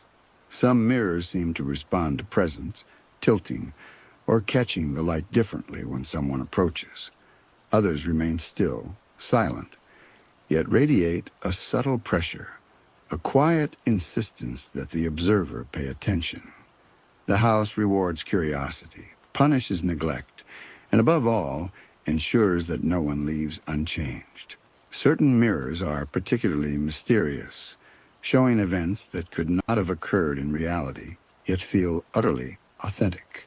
A mirror in the library reportedly reflected a stormy night in a distant city, rain dripping down glass, lightning illuminating streets, and figures hurrying through the darkness. Visitors who watched closely swore they could hear the faint murmur of conversation and the scrape of boots against cobblestones, though the house was silent. These mirrors do not simply reflect. They create, drawing upon memory, imagination, and perhaps the echoes of other visitors to construct scenes that are simultaneously familiar and impossible. The attic of the house holds some of the most unsettling experiences. There, mirrors are stacked against walls, covering every surface. Some are broken, their surfaces fractured like spider webs, yet even these fragmented mirrors seem alive, their reflections shifting and recombining to form new images. One visitor described seeing an entire ballroom scene reflected across dozens of shards, dancers frozen mid-step, chandeliers swaying, shadows stretching and twisting in ways that defied logic. The experience was both beautiful and terrifying, an overwhelming sense of being immersed in countless lives at once. Some of the faces that appear in the house are fleeting, vanishing as soon as they are noticed. Others linger, watching silently from the edges of mirrors as though waiting for recognition. A historian who spent several days in the house became obsessed with one particular reflection, a young woman in a faded gown staring with an intensity that made it impossible to look away. The historian returned each day, feeling drawn deeper into the mirror's world until finally realizing that the figure was not merely a reflection, but a memory, frozen and reaching, desperate for acknowledgement. The house's influence extends beyond the visual. Visitors report hearing whispers that carry emotion, laughter, sorrow, anger, longing, as though the very air vibrates with the energy stored within the mirrors. Some say they have felt a presence brushing against their mind, a suggestion or warning that cannot be explained. The house seems to sense vulnerabilities, fears, and desires, subtly guiding each person to the mirrors that will have the most profound impact on them. It is as though the house of many faces knows its guests better than they know themselves. Not all experiences are benign. There are reports of visitors becoming lost in the house, wandering endlessly through corridors that rearrange themselves, rooms that seem to extend infinitely, and mirrors that reflect not what is, but what could have been. Time seems distorted inside. An hour may stretch into a day, or minutes collapse into seconds.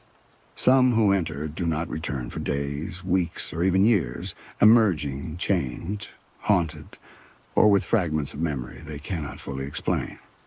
The house does not force anyone to stay, yet it exerts a pull, subtle and irresistible, on those who enter its mirrored halls. Legends say that the house can merge multiple realities. Reflections are not bound to a single moment, but layered across time. Visitors may see themselves as they were in childhood, as they might be in the future, or as they never were, living lives that exist only in possibility. Mirrors communicate these fragments with astonishing clarity, creating an immersive experience that blurs the line between observer and observed. Some visitors report interacting with these alternate selves, speaking to reflections that respond in ways both familiar and alien, creating conversations that exist only within the mirrored space. The house is particularly potent at night. Shadows deepen, corridors lengthen, and the mirror's surfaces seem to shimmer with hidden light. Visitors often notice subtle movements in peripheral vision, reflections tilting or shifting as if alive. Sounds become amplified, whispers more distinct, and faces more vivid. Those who remain overnight describe dreams in which the house appears in impossible forms, infinite corridors, staircases that loop endlessly, mirrors that float mid-air, always populated by faces they recognize and do not, moving in silent communion. The boundary between sleep and wakefulness becomes porous, leaving observers uncertain which world is real. Some claim the house has a consciousness of its own, guiding visitors through experiences carefully tailored to their inner lives. It rewards curiosity, punishes arrogance, and teaches patience. Mirrors reflect not only reality, but also desire, regret, and memory. Visitors often leave carrying the echoes of what they saw, a subtle alteration in perception that lingers long after they depart. Many report seeing faces in ordinary mirrors back home, hearing faint whispers in quiet moments, and feeling a persistent awareness that the house continues to watch, even from afar. By dawn, the true nature of the house of many faces becomes more apparent to those who have stayed through the night. The mirrors seem to settle, their surfaces calming as if the house itself is resting, taking a pause between interactions with its guests. Yet even in daylight, the sense of presence remains subtle, unrelenting, as though the house remembers everything it has ever witnessed and everything it has ever reflected. Some visitors notice tiny changes from one room to the next, a shadow slightly shifted, a reflection showing an extra figure that disappears when approached, or the faint impression of movement in a mirror that should only display stillness. The house seems to accumulate the essence of those who enter it. Guests often report feelings of déjà vu long after leaving, memories of gestures, conversations, or faces that do not belong to their own lives, but linger as if borrowed from the mirrors. Some claim to catch glimpses of strangers in ordinary glass, their expressions fleeting yet eerily familiar. A photographer who visited the house for research captured images later that revealed faces and reflections that had not been visible at the time, some distorted, some impossibly clear, suggesting that the mirror's memory extends beyond immediate perception. Visitors' emotions are heightened in the house. The experience of seeing alternate selves, past lives, or fragments of others' experiences creates a profound sense of empathy and disquiet. People often feel a connection with the lives they witness, sometimes leaving with new insights about themselves or unresolved feelings from the past.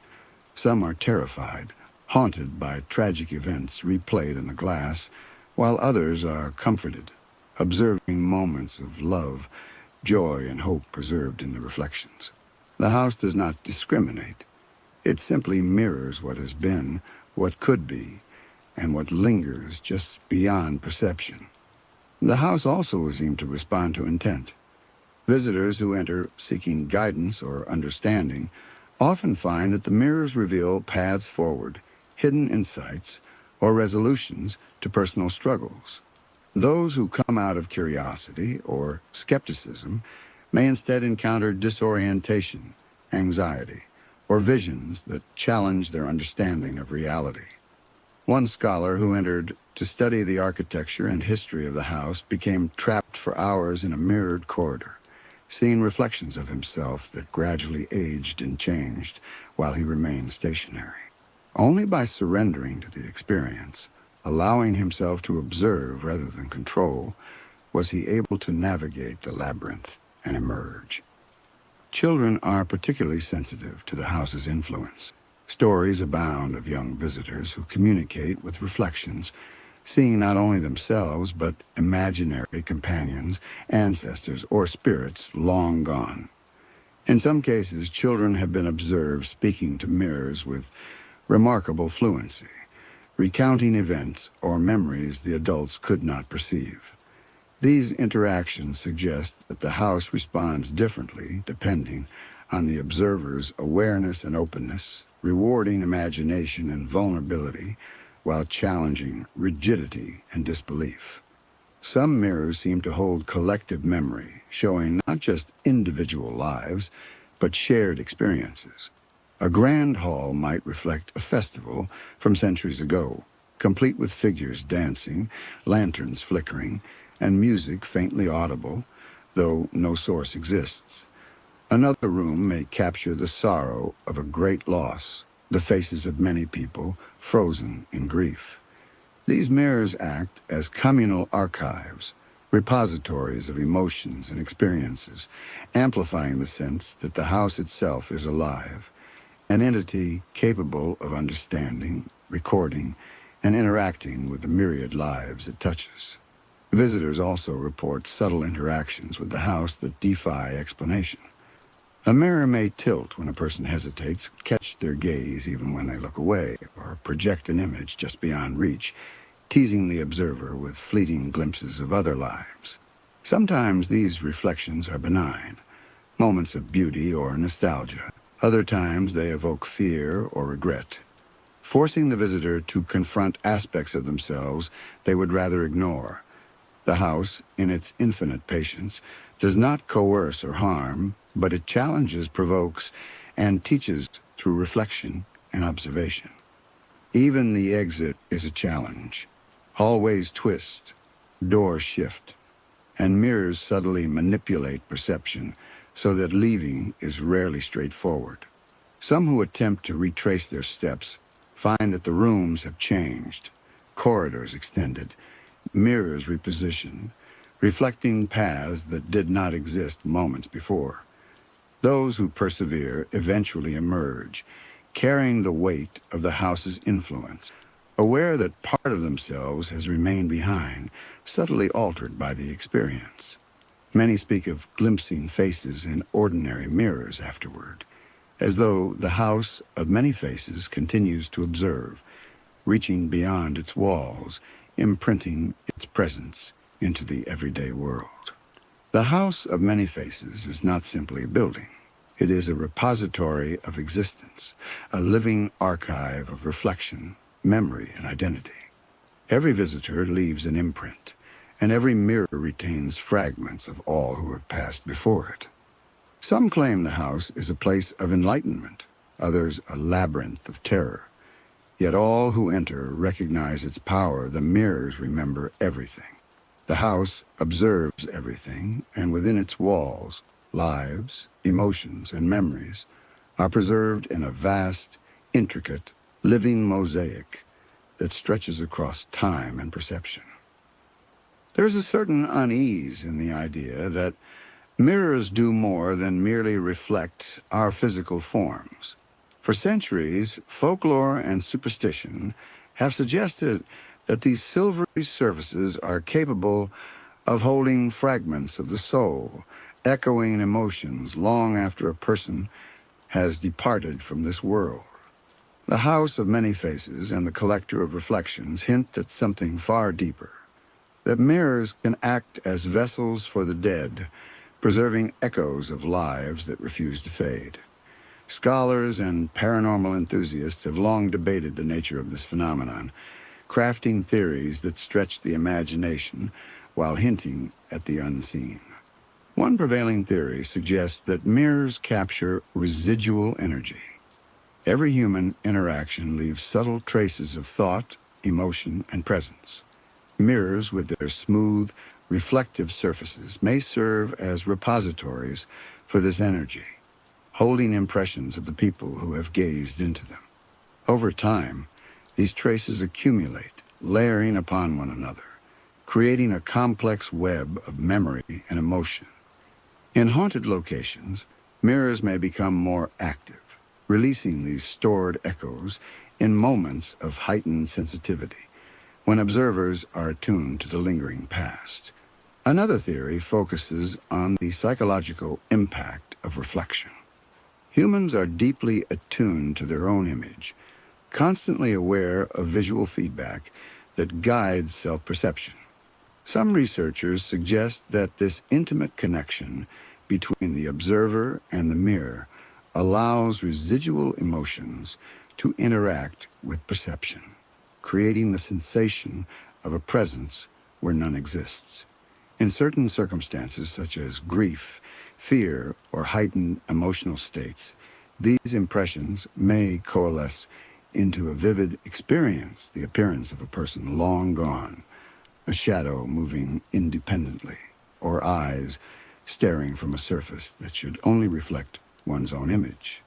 A more mystical interpretation proposes that mirrors act as thresholds, thin boundaries between the living and the dead. Folklore from cultures around the world has often linked reflective surfaces with the afterlife. Some traditions held that a mirror should be covered after death to prevent the soul of the deceased from becoming trapped or wandering back into the living world. Others believed that mirrors could act as portals, allowing spirits to observe the living or communicate through subtle distortions. While modern science struggles to substantiate these claims, countless accounts suggest that such experiences are more than mere imagination. The concept of the reflective dead also raises questions about memory and time. If mirrors can indeed hold traces of those who have passed, they may offer glimpses into moments long forgotten or impossible to witness through conventional means. Some paranormal investigators report mirrors showing scenes that were never physically present in a room, events from other locations, historical tragedies, or personal memories the observer could not have known. This implies that mirrors may function not just as repositories of reflection, but as archives of human experience, capable of layering multiple realities within a single frame of glass. Certain mirrors are believed to be particularly sensitive, capable of interacting with observers in ways that transcend simple reflection. These surfaces may flicker with movement, display figures faintly behind one's own reflection, or even mimic gestures and expressions with slight delays.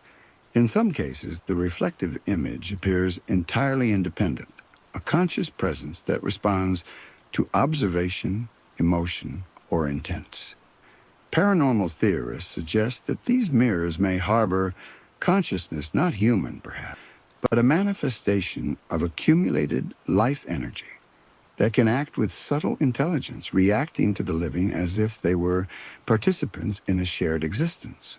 Stories of reflective phenomena often involve communication attempts. People report whispers, gestures, or fleeting expressions in mirrors that seem directed toward them. Some claim to have asked questions aloud, only to receive a response through the shifting reflection or an alteration in the mirrored scene.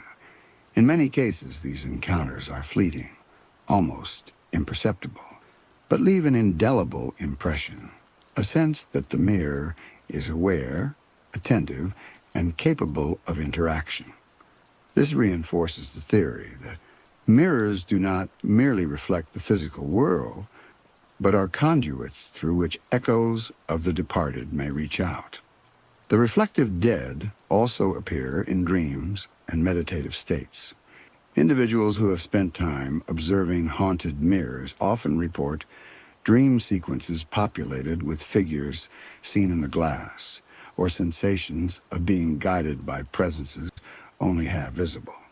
These experiences suggest a continuity between the conscious mind and the residual energies stored within mirrors, blurring the line between psychological projection and interaction with a true supernatural imprint. Some theorists posit that the mirrors act as amplifiers, projecting the subconscious mind outward, while simultaneously drawing in traces of departed souls, creating a feedback loop that manifests as ghostly phenomena. Historical accounts offer further insight. Ancient texts from China, Japan, and Europe warn of the dangers of unguarded mirrors, especially during periods of emotional intensity or near death. Rituals often involved covering mirrors after a passing, believing that spirits could linger within the reflective surface. These practices imply an early understanding, intuitive or experiential, that mirrors could hold more than image, potentially harboring the essence of the departed. In modern times, countless anecdotal reports echo these ancient warnings, suggesting that the phenomenon persists even in our age of reason and technology. Some researchers propose that mirrors operate as amplifiers of emotional energy, capturing not only memories, but the emotional resonance of the lives they reflect. A particularly tragic death, a moment of intense grief, or an act of profound love could leave an indelible imprint upon the surface of the glass.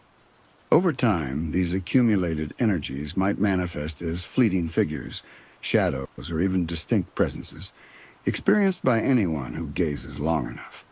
In this sense, mirrors do not merely hold images, they hold echoes, feelings, and fragments of consciousness, lingering beyond the physical life of the individual. One famous case involves a Victorian-era mirror that reportedly retained the presence of its original owner, a woman who died unexpectedly during childbirth. Visitors to the house noticed subtle changes in the glass, a faint outline lingering behind their own reflection, a fleeting gesture of hands, or a shift in the mirrored light that suggested a presence just beyond perception. Some claimed that speaking aloud to the mirror elicited a response, a tilt of the reflected head, a subtle expression of recognition, or the fleeting impression of eyes that seemed aware of the observer's thoughts. Paranormal investigators argued that such phenomena could not be explained by light or environmental factors alone, suggesting that the mirror had somehow absorbed and preserved a consciousness. Other theorists considered the idea of sympathetic resonance, a concept borrowed from physics, applied to human experience. According to this perspective, mirrors may capture patterns of energy and thought from those who spend extended time in front of them. When another observer approaches, particularly one emotionally attuned to the energies present, the mirror may resonate, projecting past impressions into the present. In effect, the mirror acts as both a storage device and a projector, creating an interactive experience in which the living can perceive fragments of the dead or the past. These occurrences are subtle, often fleeting, and difficult to measure. Yet countless eyewitness accounts suggest they are consistent across time and culture. Some paranormal practitioners speak of mirrors as liminal spaces, thresholds between dimensions, or points of intersection between the living and the departed.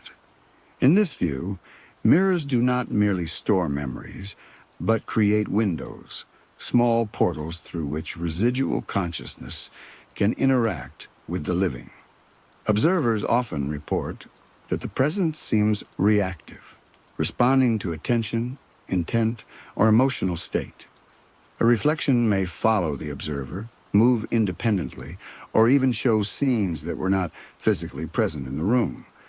These interactions suggest a form of awareness within the reflective surface, a lingering consciousness that may have originated from the life energy of those who have passed.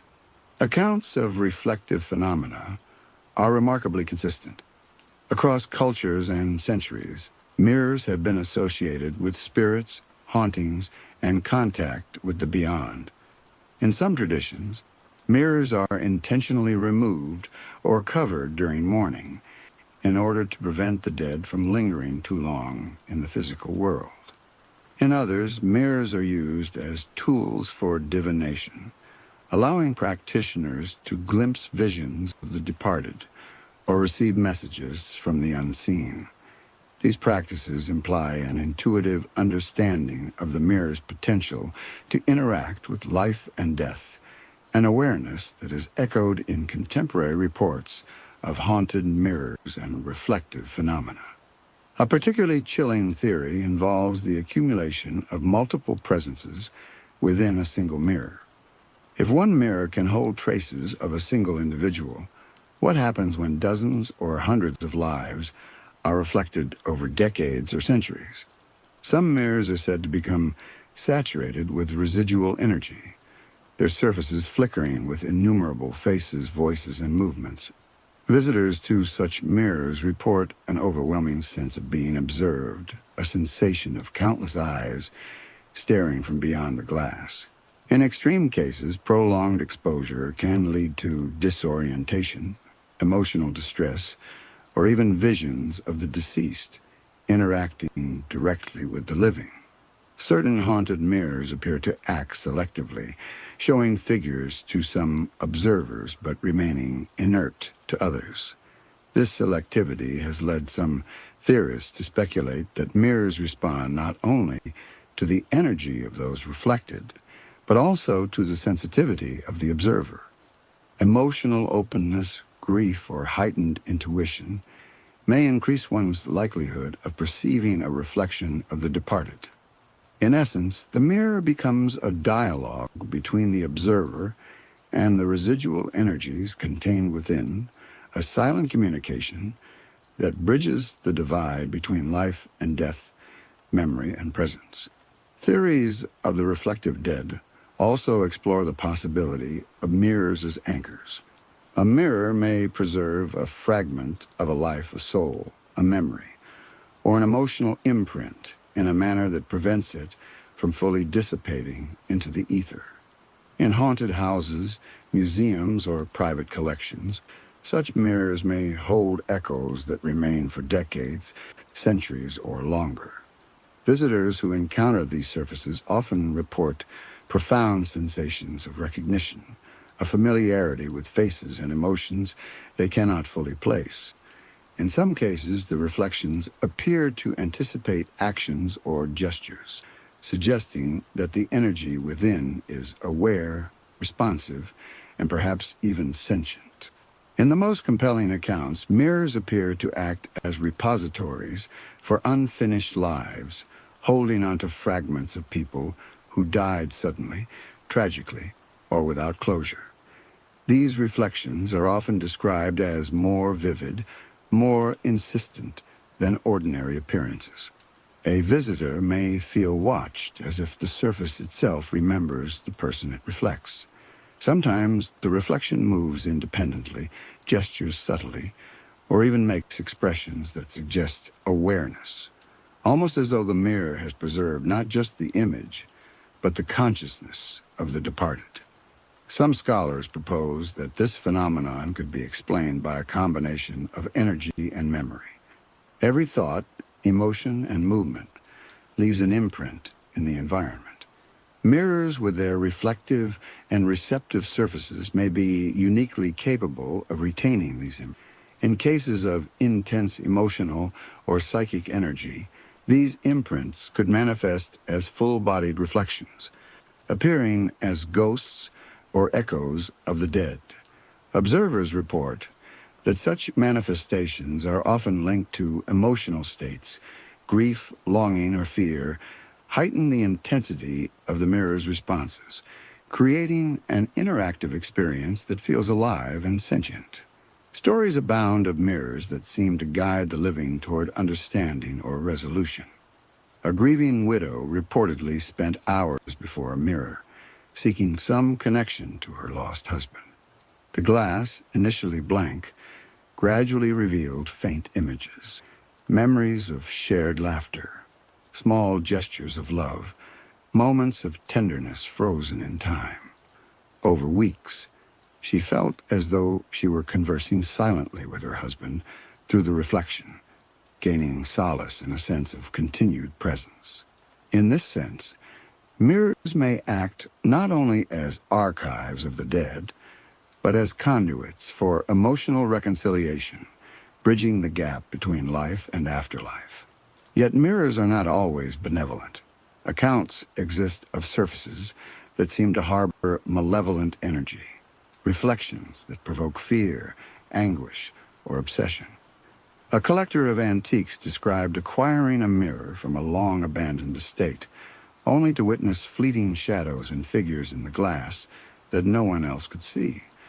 Over time, he became increasingly disturbed, reporting voices and movements that appeared to respond to his moods. In some extreme cases, mirrors seemed to draw energy from observers, leaving them drained or emotionally unsettled. These experiences suggest that the reflective dead are not always passive. They can exert influence, subtly interacting with those who encounter them. Certain mirrors display patterns that hint at intelligence or memory. Reflections sometimes mimic actions with delays, respond to spoken words, or even appear to communicate through subtle gestures. Paranormal investigators have documented mirrors that appear to anticipate movements, shift in response to attention, or reveal images only at certain times or under particular conditions. These observations have led to speculation that mirrors may possess a form of consciousness, whether born from the accumulation of human energy, residual memory, or the influence of spirits themselves. Across cultures and centuries, the fear and fascination with reflective surfaces persists. Ancient texts warn against leaving mirrors uncovered after death, citing the risk of spirits becoming trapped or lingering too long. In some traditions, mirrors were smashed, covered, or turned to face walls to prevent the dead from interacting with the living. Modern paranormal studies echo these ancient practices, reporting mirrors as focal points for unexplained phenomena, often linked to sightings of ghosts, apparitions, or reflective echoes of past events. The consistency of these reports suggests a universal awareness that mirrors hold more than mere images. They hold fragments of life itself.